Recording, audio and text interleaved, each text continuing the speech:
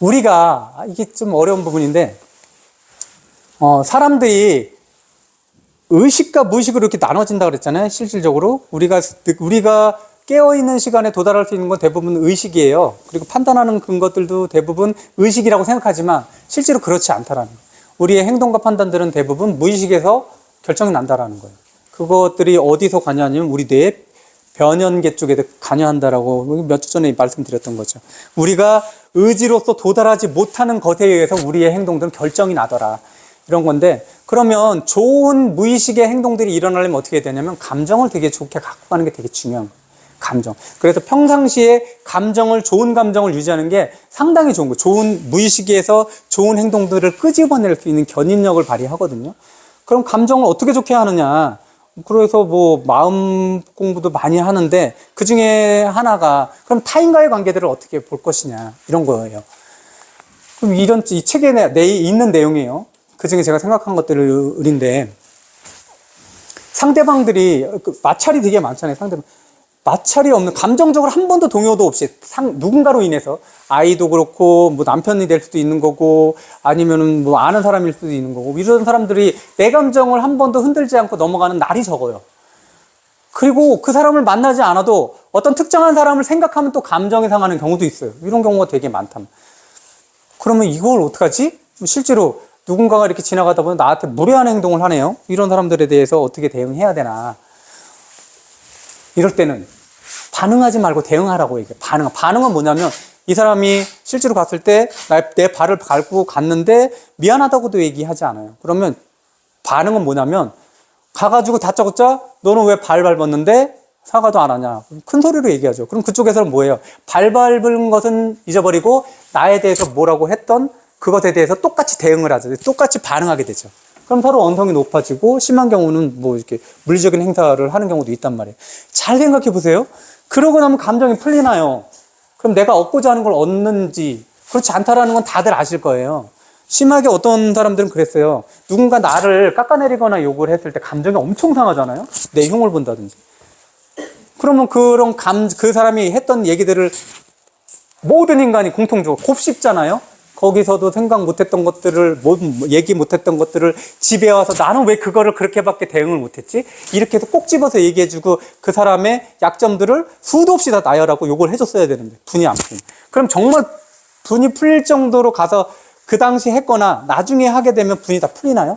아닌 거는 숱하게 발견하는. 그거를 뭐라고 하냐면 어떤 사람들은 상대방이 나를 향해서 화살을 쏴요. 화살을 쐈는데 내 심장을 맞추려고 화살을 쐈는데 화살이 내 앞에 톡 떨어졌어요. 나는 전혀 지장이 없는데 나는 화살이 나한테 향해서 내 앞에 떨어진 것 자체가 너무 화가 나는 거예요. 그래서 그 화살을 들고 내 심장에 내가 꽂아요. 이런 행위들을 우리는 무지하게 많이 반복을 한다. 결과적으로. 그러면 우리는 누군가에게 행동들에 대해서 반응하지 말자라는, 순간적으로 반응하지 말자라는.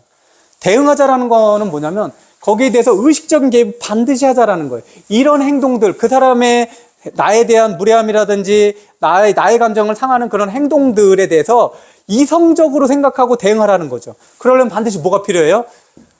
공간을 만들어야 돼요. 공간. 그런 상황이 탁 터졌어요. 탁 터져서 거기에 대해서 그냥 반사적으로 행동하는 것들이 반응이에요. 근데 대응이라는 건 뭐냐면 그 사람이 나의 발을 밟았는데 잠깐 생각을 하는, 잠깐 생각.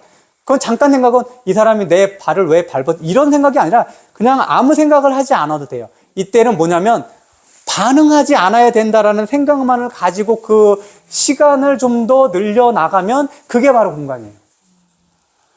아시잖아요? 그런 긴박한 상황 속에서의 감정들은, 나쁜 감정들이 튀어나오는 거는 빠르게 행동하면 행동할수록 강력하게 나와요. 강렬하게. 근데 그렇게 강렬하게 나오면 나올수록 그게 내가 말끔하게 해결됐느냐라는 것들은 그 자리를 떠나고 나서 집에 가보면 알잖아요. 아주 정신적으로 피폐해지잖아요. 그게 그렇게 끝나는 게 아니야. 사람 대 사람의 관계가. 말을 하고 나면 그렇게 끝나지 않잖아요. 그 사람은 평생 안 보는 사이라도 그렇게 감정이 싹, 말끔하네. 이렇게 끝나지 않아요. 근데 또 그 사람이 또 매일 봐야 되는 사람. 그러면 그 감정들을 그대로 집에 와가지고 매일 더 끙끙대죠. 그렇게 막 쏟아 부었다고 하더라도. 그래서 우리는 반드시 어떤 감정적으로 나를 상하는 그런 상황에 늘 놓인다고 생각을 해야 돼. 늘. 왜 그러냐면 그 사람이 나쁜 게 아니잖아요. 우리 아이가 공부하라는데 공부하지 않고 우리 남편이 술 먹지 말랬는데 술 먹는 거, 담배 피지 말고 담배 피는 거는 그들이 잘못된 게 아니라 인간이 가지고 있는 한계인 거잖아요. 인간의 역사에서 실질적으로 그런 환경에서 그냥 우리는 먹고 자고 뭐 상대방에 대해 위협하고 이런 행동들을 수만 년, 수백만 년 해왔던 거잖아요. 우리가 역사가 써지고 나서 글이 발견되고 써지고 나서 우리가 공부를 했던 것들은 사실 보면 몇천 년밖에 안 되고 수백만 년 중에 그런 뇌를 탑재하고 수백만 년 동안 탑재했는데 몇천 년 동안 그렇게 공부를 했다고 해서 그 유전자가 얼마나 작용을 하겠냐는. 그래서 우리는 인정하기는 싫지만 실제로 그냥 양복만 입은 원숭이랑 별 차이가 없다라는 걸 인정을 해야 된다. 우리 뇌 속에는 그 뇌가 수백만 년 가지고 있던 그 뇌 그대로 가지고 있다. 그 뇌가 없어진 게 아니에요. 대뇌피질이라는 것만 완전해서 뇌를 다 이룬 게 아니라 예전에 그 원숭이들이 가지고 있던 그 뇌에 그대로 올라가 있는 거예요. 파충류가 가지고 있던 그 뇌, 원숭이가 갖던 그 뇌, 지금의 사람의 뇌가 그대로 올라가 있는 거라. 그럼 예전에 파충류가 가지고 있던 뇌가 작용을 하지 않느냐? 제일 많이 작용해요.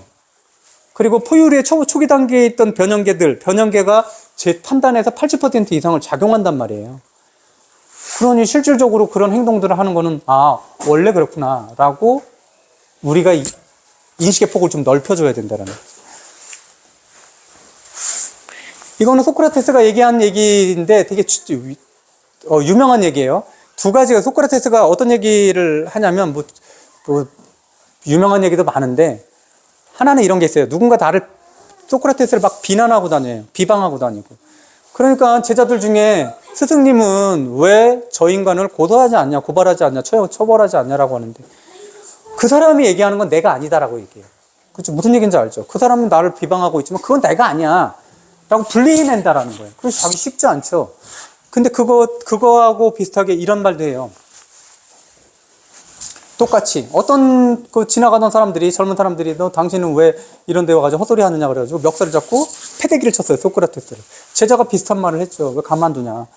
야, 당나귀가 차는 당나귀의 뒷발들에 내가 차였다고 해서 당나귀를 고발하겠냐? 이거라는 거죠.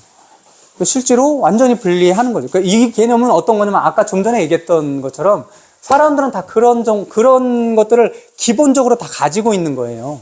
사람의 판단들은 현명하지 않아요. 실제로 우리는 현명하다고 생각하고 이성적이라고 생각하지만 실제 판단들은 이성적인 뇌가 작용하는 경우는 아주 적어요. 감정적인 뇌가 작용하는 경우가 대부분이라는 거죠. 그럼 그 감정적인 뇌가 지배하고 있는 사람들이 그런 행동들을 하는 거는 어찌 보면 당연할 수 있다는 거예요. 어찌 보면. 근데 어찌 보면 당연한 행동들을 나에게 하면 나는 화가 나잖아요. 그 화가 나는 것도 어찌 보면 당연한 거죠. 그것들을 누르냐 누르지 않느냐가 내가 평균적인 감정값을 어떻게 갖고 갈 것인가를 결정짓는 거예요. 아까도 말씀드렸지만 내 안에서 좋은 것들을 끄집어내기 위해서는 좋은 감정을 유지를 해야 되는 거고 그러려면 이런 감정에 대한 것들을 조금은 내가 조절을 할 수 있어야 된다는 거죠. 그렇게 조절하려면 당연히 의식적으로도 어떤 부분들은 저렇구나라는 인식이 반드시 있어야 돼요. 그래서 강한 개념을 늘 말씀드리지만 개념이라는 것들은 사실 어떤 사실에 대해서 반복하고 확장해서 내 기억 속에 오랫동안 보관할 수 있게끔 장기 기억으로 넘어가야 되잖아요. 사람이 뭔가를 기억을 한다라는 것들은 컴퓨터에 뭔가를 이렇게 집어넣는 거랑 다르다고 그랬잖아요. 컴퓨터에서는 어디에 뭐가 정확하게 있는지를 알아서 언제 꺼내도 똑같은 걸 꺼낼 수 있지만 사람은 그렇지 않죠. 그냥 맥락 기억이라고 그랬잖아요. 그것과 비슷한 것들이 많으면 많을수록 꺼내기 쉬운 거예요. 꺼내기 쉬울수록 장기 기억으로 가는 거예요. 그러니까 그것들을 오래 기억하려면 자꾸 비슷한 것들을 덧붙여줘야 돼요. 또 하나는 하나밖에 없어. 그럼 그 하나를 반복하는 거예요. 이게 공부에 대한 근원적인 원리예요. 모르는 걸 새로 배운다라는 건 반복과 확장이에요. 그게 모든 것들을 새로 받아들이는 방법인 거죠. 다른 방법은 전혀 없어요.